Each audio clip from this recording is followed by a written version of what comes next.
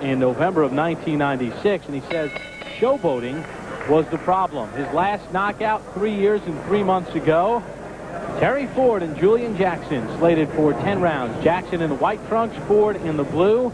Ford has 4 first-round knockouts in his career, the last coming on February the 5th of 1993 against John McIntosh. That's 4 years, 5 months, and 3 weeks ago.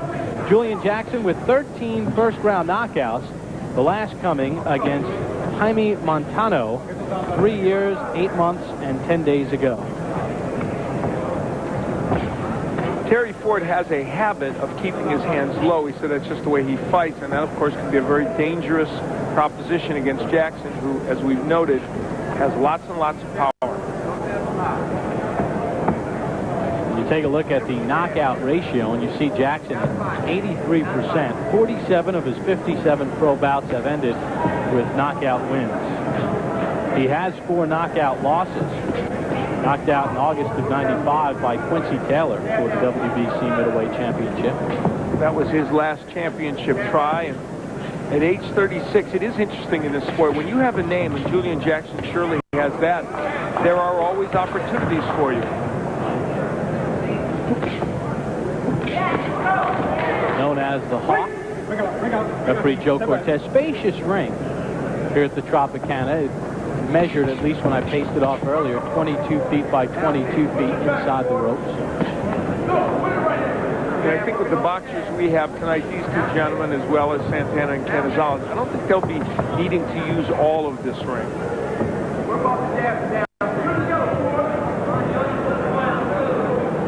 Ford felt that fighting Jackson was beneficial to him because Jackson did not know him, and he knew the style of Julian Jackson, but the question remains the skill level. Yeah, that's the big problem. Ford has never, ever, ever been in the ring with anybody like Julian Jackson. His wins primarily in the Midwest. Harold Graham, the gentleman you mentioned, who was a former world title holder, he fought him in England. By far the best boxer that Ford has faced. Yeah, he's been in with Vince Phillips, lost to him. Anthony Jones, knocked out by him, knocked out by Bronco McCarthy. Good body work by Jackson here in the closing seconds of round 1. And Gert Jacobson as well. Yeah, and those were all lower weight fighters, even though they're very good fighters, so he's in against the bigger man.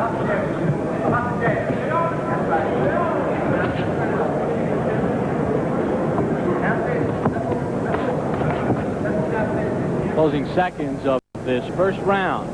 Scheduled for 10 in the middleweight division. Julian Jackson and Terry Ford on ESPN's Championship Boxing. Ring against Terry Ford. 10 rounds in the middleweight division. Jackson in the white, Ford in the blue and red. Jackson, the former middleweight and junior middleweight champion.